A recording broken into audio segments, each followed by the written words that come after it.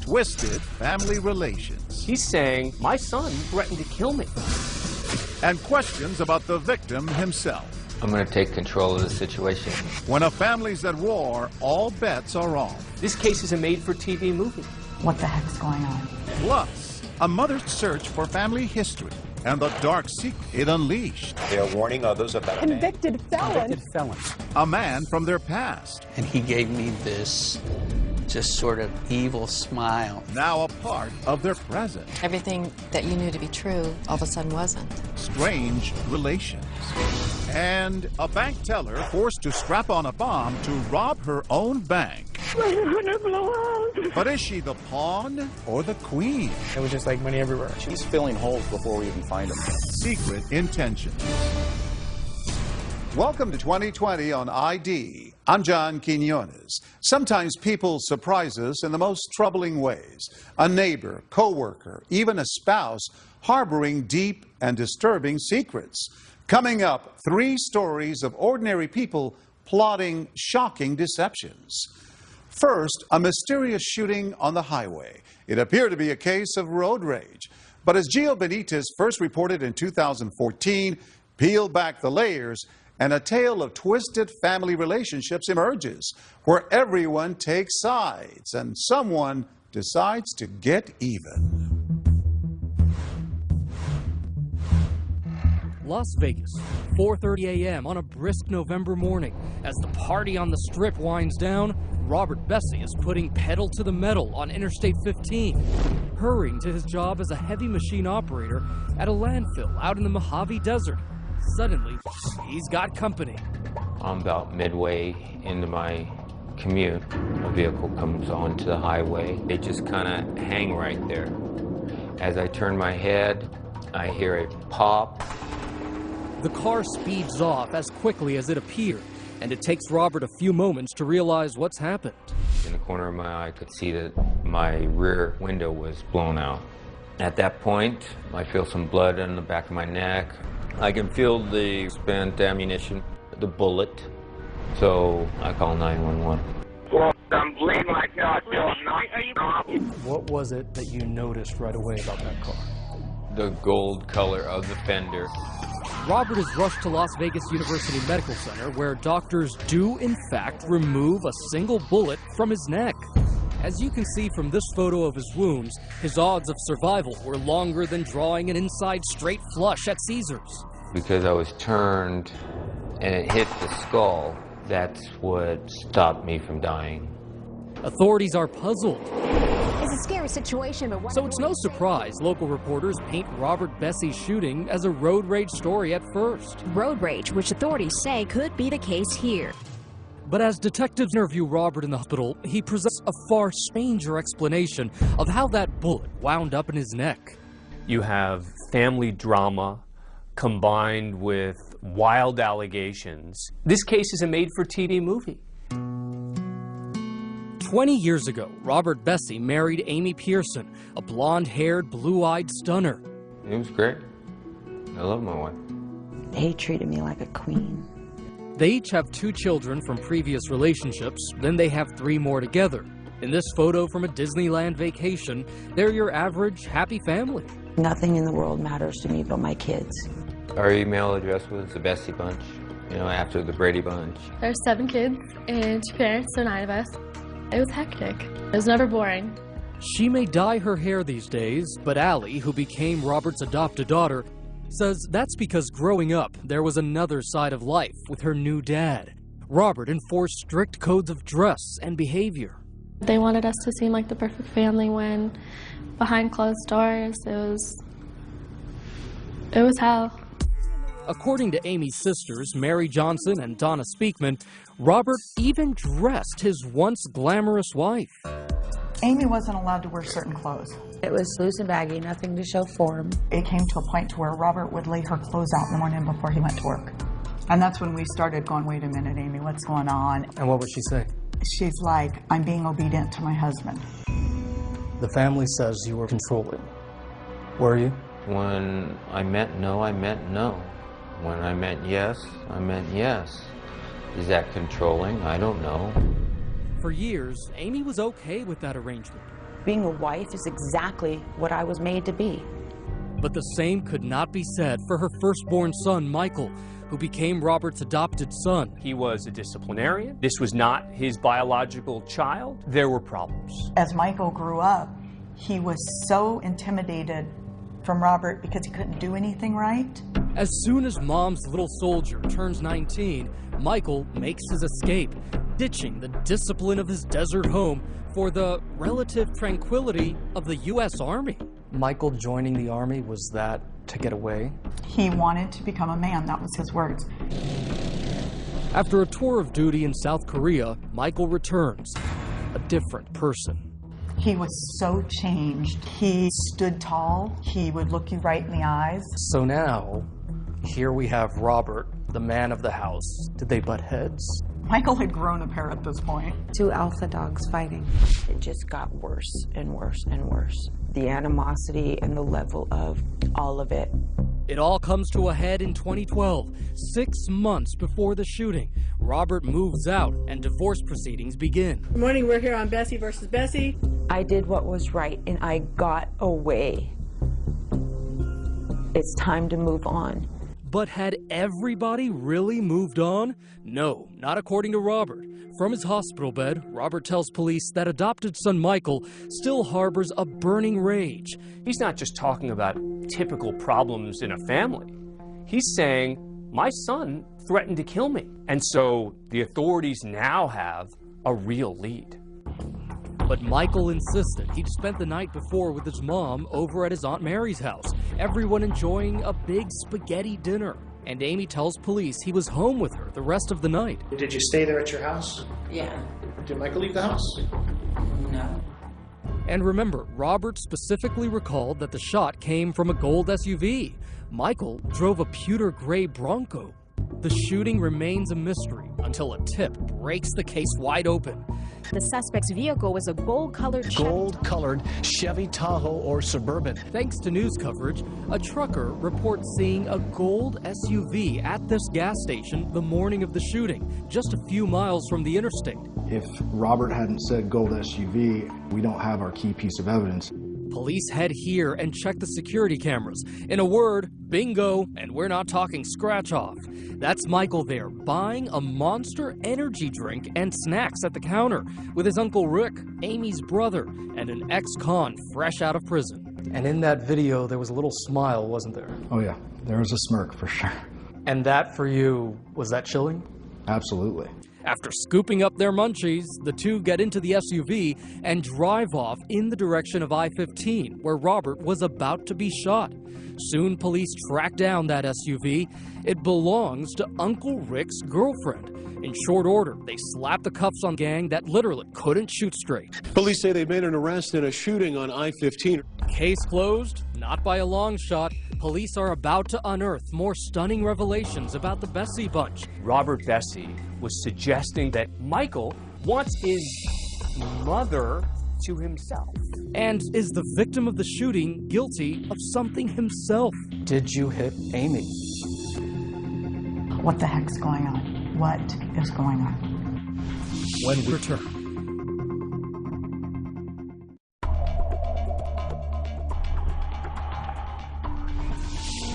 21-year-old Michael Bessie, another man identified as Richard Pearson, was arrested on attempted murder and battery charges. Even after Michael Bessie and his Uncle Rick have been arrested in the attempted murder of Michael's adoptive father, Robert.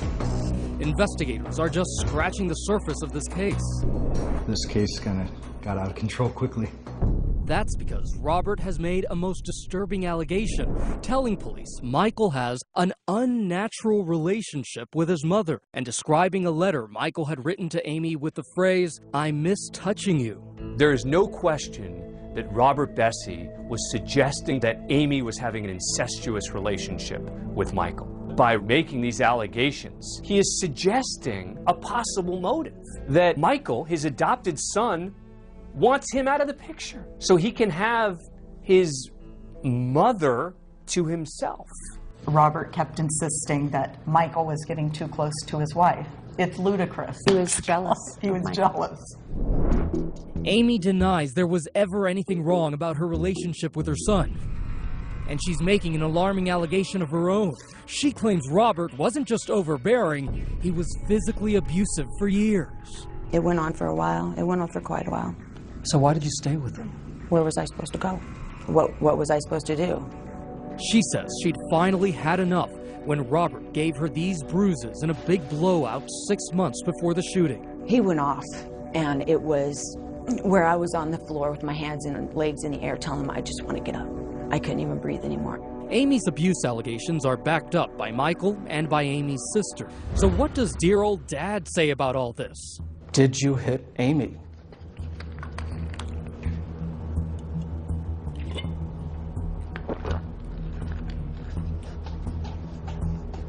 I'm going to take control of the situation. I won't talk about anybody in my family, and that is me taking control right now. And that is my example of controlling. You won't say whether I did you hit anyone or not. We're not talking about that. Police are now exploring a new theory, that Robert's estranged wife hated him enough to have plotted his murder with Michael and Uncle Rick. Were they just pawns in this game, and was Amy the queen? We suspected Amy was involved because she was the one that directly benefits from Robert's death. She's the mastermind. But prosecutors don't think Amy's motive was her safety. Robert had already moved out of the house and was keeping his distance. No, they say, it's something much simpler, something folks in Vegas would understand. A jackpot. She was the beneficiary of his life insurance policy. And that life insurance policy was worth $250,000. But Amy told police just what she told us. Sitting here today, you can say you had absolutely nothing to do with that shooting. Positively. Absolutely. Nothing. Her alibi, the same as Michael's. She says she was at that spaghetti dinner at her sister's house the night before, then went home and was asleep in bed when the crime occurred. A month after Michael's arrest, Amy is still in the family home with her kids, being a mom. That's when a bombshell explodes in the district attorney's office. We had a jailhouse informant send a letter actually to Sam's desk. Michael has been spilling his guts to a snitch, saying Mommy had murder on her mind. As I read the letter, there were a number of details that he provided. Among those details, that Amy had been plotting Robert's murder for months. Robert and Amy had the big blowout that spawned the whole divorce proceedings. I think that's when she started to plot his death. And the letter also blows up Amy's alibi and puts her near the scene of the crime. Michael has told the snitch Amy didn't stay home in bed. In fact, she drove to a diner just down the highway from the shooting, picked up Michael, and helped him get away. The noose is tightening. At that point, did you think you would be arrested? No, I didn't have any idea about any of it. That is beyond me. That is evil. The prosecutors aren't buying it. They charge Amy with 7 different felony counts and get ready to take her to trial. Amy Bessie is charged with plotting to kill her husband in a drive-by shooting, with her brother and her son carrying out the crime. As the trial begins, the prosecutors come out swinging. Hell hath no fury as a woman scorned, and that fury is the rage that she felt against her husband, Robert Bessie.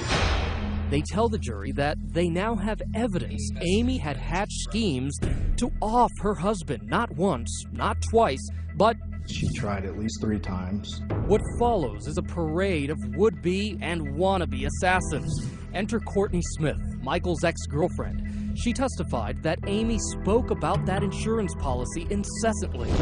She said that it was for $250,000 and that she had made the comment that he was worth more dead than alive. And Smith says she was in on one of the first unsuccessful murder plots, a failed attempt to poison Robert on Father's Day.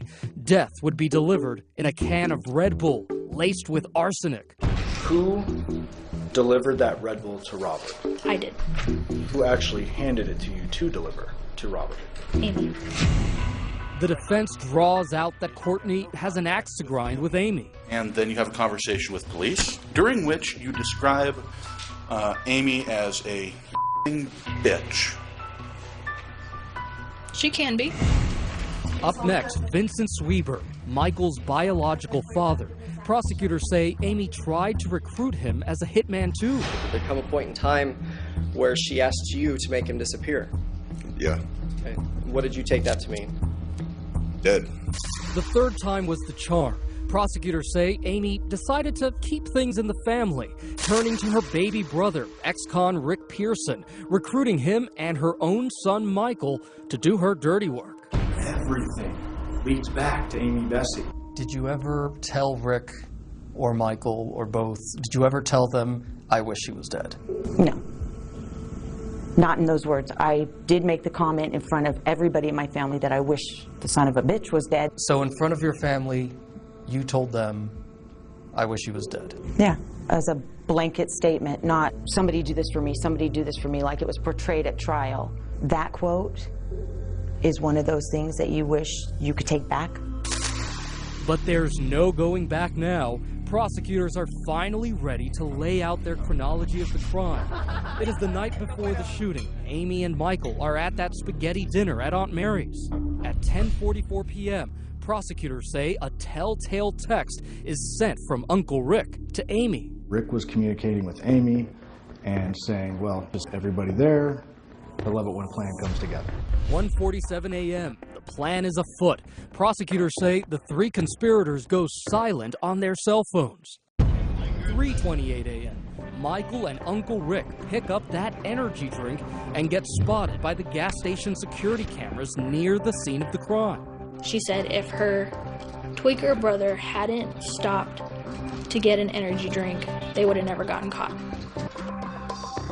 4:35 a.m. The plan is executed on that lonely stretch of Interstate 15. Who do you think pulled the trigger? It's impossible to say. And at 5:07, yet another boneheaded mistake. Uncle Rick calls Amy, pinging a tower nearby the crime scene. There's no question this was amateur hour. Staring at a maximum prison sentence of 91 years, Amy rolls the dice, testifying on her own behalf. I said that I wanted him dead. That's different from what you're saying.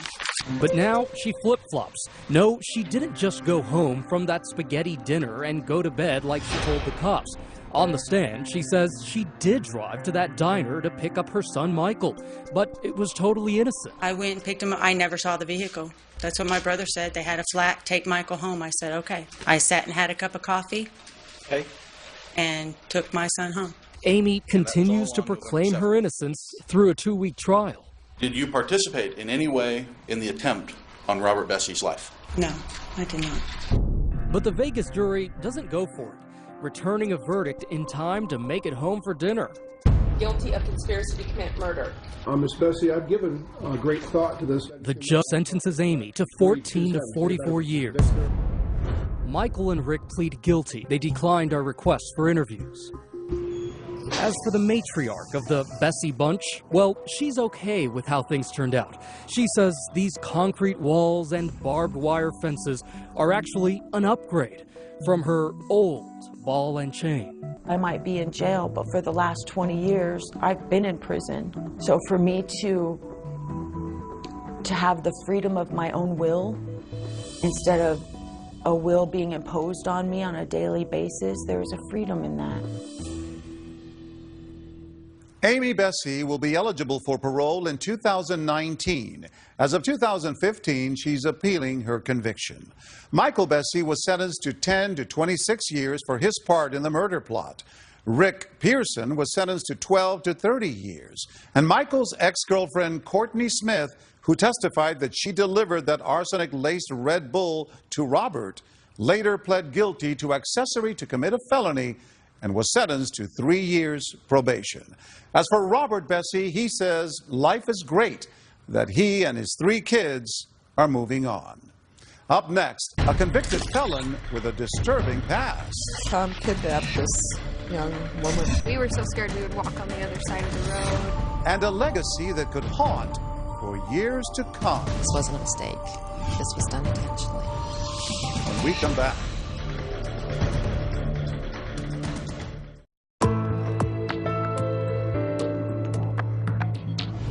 Sometimes deception can take years to unravel. For the woman you're about to meet, a simple act would uncover a shocking secret more than 2 decades in the past. And as Cecilia Vega first reported in 2014, it would shake the very notion of what defines her family.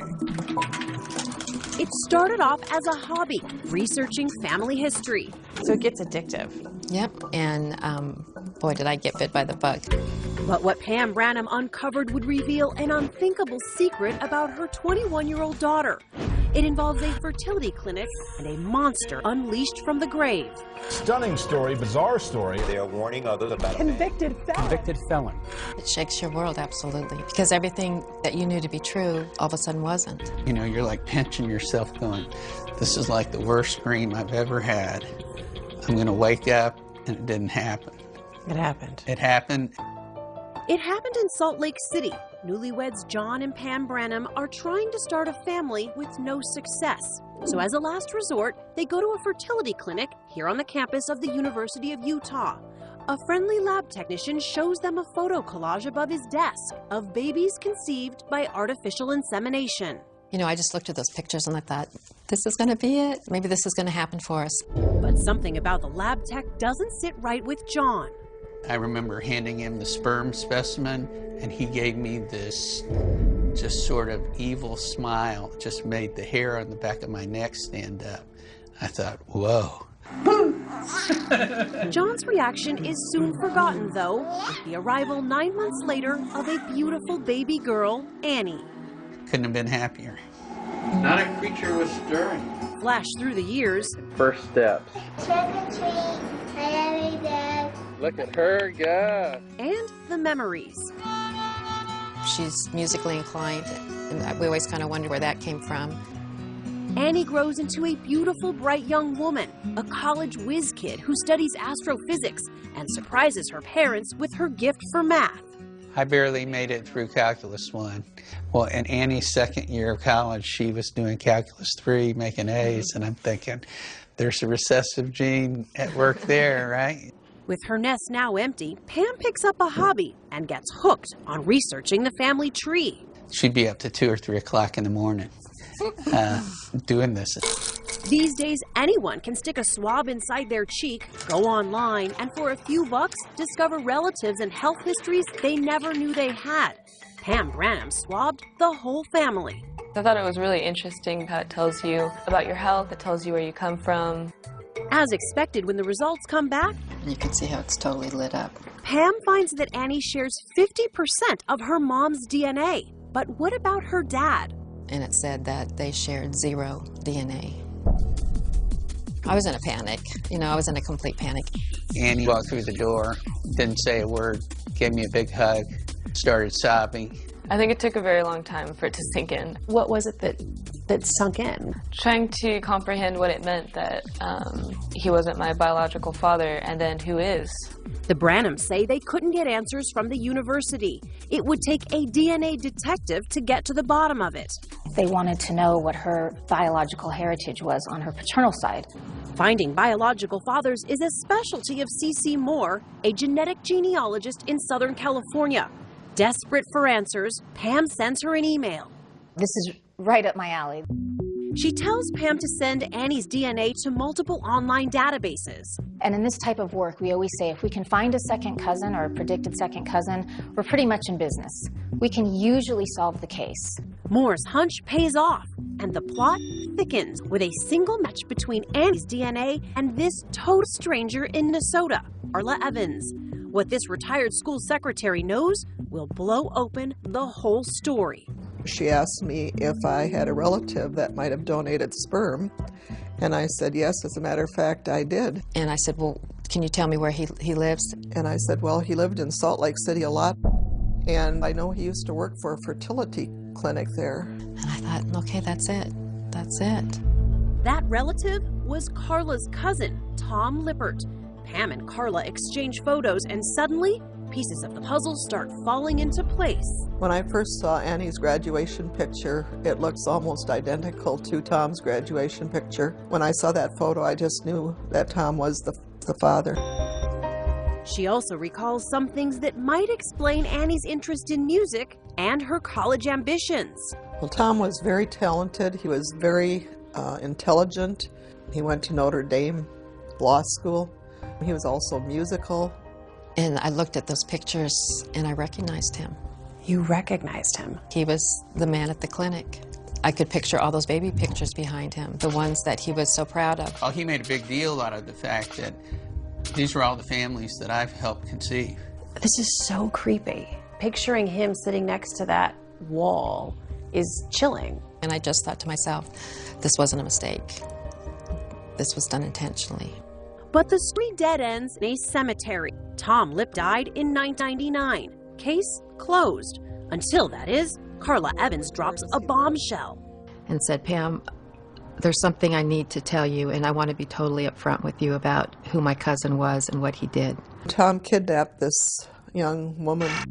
That's right. Tom Lippert was a convict, a kidnapper who gained national attention in 1975, sentenced to 6 years in prison for abducting a young woman. The details would unhinge everyone. He held her for 3 weeks, sometimes in a metal-studded box. For me, that was as devastating almost as finding out. After getting out of prison, Lippert married a nurse, Jean, and settled in this quiet Salt Lake neighborhood. He terrorized the neighborhood kids. We were so scared we would walk on the other side of the road. Tessa Murdoch says Lippert threw rocks, broke windows, and even made the local news. Did you throw these rocks last night? Absolutely not. I never knew why he hated kids so much. Ironic, because hating kids didn't stop him from conceiving them, allegedly swapping his sperm for that of patients while working as a lab tech in the fertility clinic at the University of Utah. At the time, the clinic did not do criminal background checks on prospective employees. We are deeply sorry for any anxiety this has caused to our patients. The university admitted that many lab records were destroyed. They can only guess how many sperm samples were handled or mishandled by Tom Lippert. DNA detective Cece Moore created a blog that's already gotten responses from at least 5 more possible Lippert offspring, who'd be Annie's half-siblings. You think there are other families out there right now who were duped just like you? I know it. I know without a doubt. I'm starting to hear from them. I wouldn't wish this on any other family. Still, the Branhams know their turmoil is far outweighed by the one beautiful blessing that came out of it, their daughter, Annie. What have you learned about yourself, about your family? That we're just the same. My dad is my dad, regardless of whether or not he's biologically related to me. He's the one who raised me.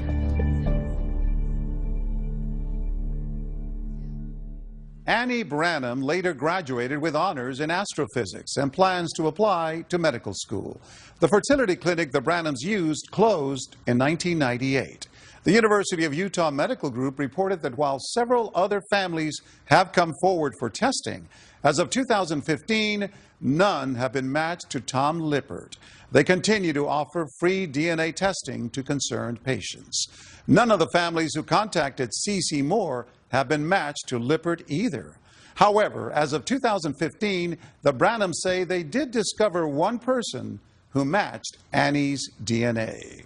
When we come back, a bank teller turned into a walking time bomb. I have something strapped to me.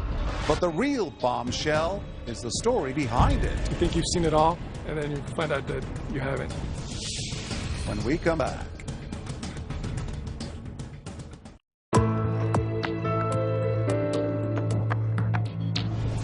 A brazen robbery caught on tape. A panicked employee, bomb strapped to her body, forced to steal from her own bank.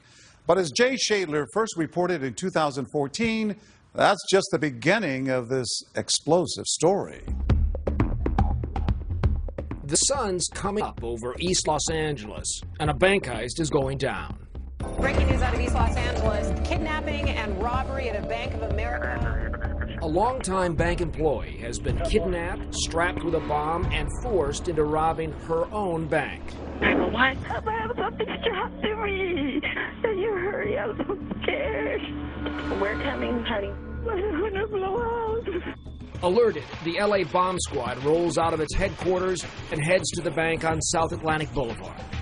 This would be the highest threat level. Bomb Squad veterans Joseph Acevedo and Rob Harris. There's helicopters, there's police cars, people were pushed way back. The hunt is on for 2 bank robbers who strapped. Local reporter Rob Hayes is covering the heist for KABC. We're shooting from far, we had the chopper up, and we're just kind of waiting for this thing to play out. We have an innocent victim that's lives in danger. Our number one priority is to get to that person. The victim is Aurora Barrera, an assistant manager for the bank and an LA native. At 8:20, with the bank still closed, surveillance cameras inside and out show Barrera carefully following the kidnapper's instructions, enlisting the help of the only other employee in the bank as she empties the vault and tosses 2 bags with $500,000 out the side door.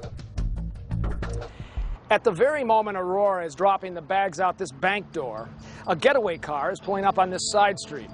The robbers have timed this perfectly. We know that because one of the robbers spoke exclusively with 2020. It was like one of those moments where you have no control over your body. You're just in shock. It was just like money everywhere. Brian Perez has been recruited into this heist by his friend Richard Menchaca, who drove the first getaway car. Perez says the money is now transferred to his car to keep police off their trail. The handoff takes place at this car wash right around the corner from the bank. So he opened my door, and he pretty much threw all the money in the back of the car. You're sitting in a car wash, looking in the back seat. With over $500,000. Yeah. And he closes it up? Yeah. And then what? He tells me to go. He slapped the car like, get out of here. Back at the bank, the bomb squad begins the delicate but dangerous work of removing the bomb from Aurora Barrera's body. She was sitting in a chair at the desk, just saying, please, please, please, I don't want to die, I don't want to die.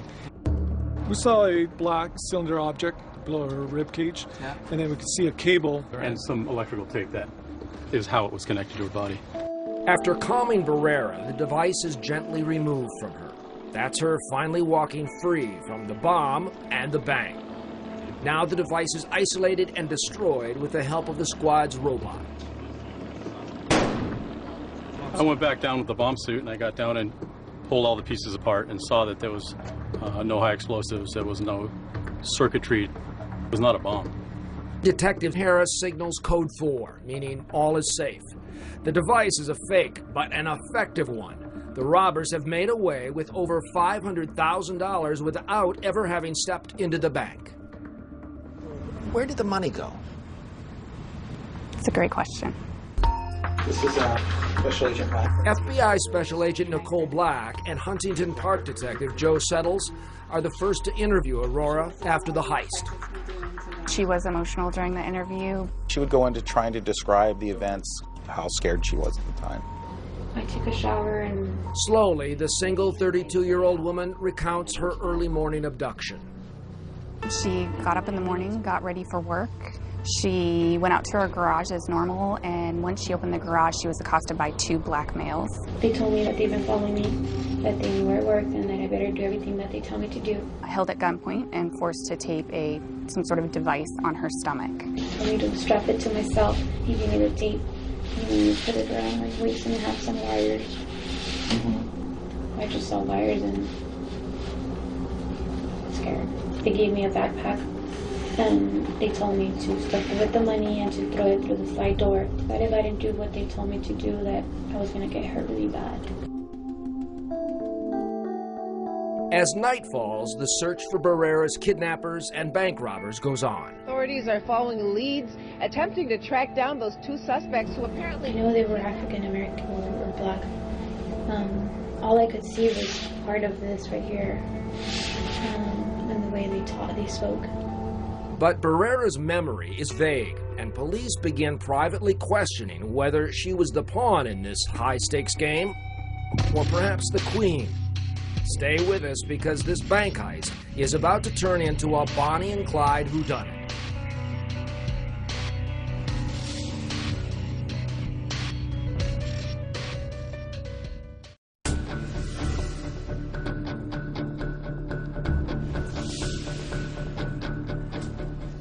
When we first met Assistant Bank Manager Aurora Barrera, There was two men inside my garage, and they pointed me with a gun, and they strapped me.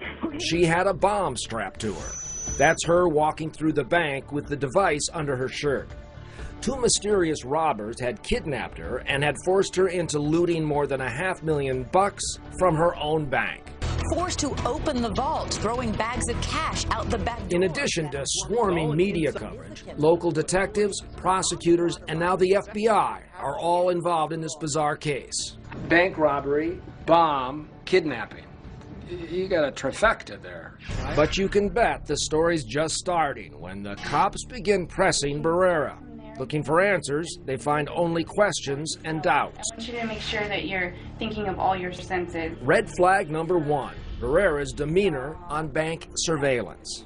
At times, she buttons her jacket or kind of tries to potentially hold the device up as if it may be falling off. A reasonable person that would think they had a device strapped on them that was going to blow up. You'd think she'd be on eggshells the entire time. Right. And she wasn't. Red flag number two, Barrera is long on dramatics, short on details. What did you hear? What did you see? What did you smell? She couldn't answer those questions for critical points in the timeline. It was like pulling teeth. One of the things that we noticed right away was that she had a tough time calling the device a bomb. She was very reluctant to say anything more than that thing. The other guy gave me the whole thing. He's the one that had that thing. He was holding the thing. And the bomb, as we know, turned out to be a hoax, leading to red flag number three. Okay, so you're kind of holding it in place with your right arm, and then just putting some straps of tape there. Barrera says the electrical tape used to attach the device was torn with her own hands. the tape stretches when you try to tear it. Usually you need scissors to cut that sort of tape, which would create clean edges, and that seems to be the case in these photographs. And it would be very difficult to hold a device, hold a shirt up, tear or cut tape while being held at gunpoint. And finally, red flag number 4. Maybe we stuffed the bag mostly with singles. Instead of filling the bags with singles, as she claims, Barrera went straight for her bank's big bills. So what you can see is that Aurora, in loading up the money, took only the large bills and left behind the ones. If it was your bank and you were trying to protect it, you'd think you'd start with the ones and leave the hundreds behind. But all of these red flags are just circumstantial evidence. The license plate of the getaway car is not.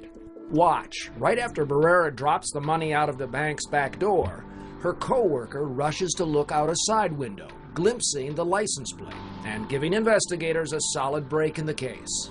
The car is linked to Barrera's boyfriend, Ray Vega, an ex-Marine and a firearms instructor.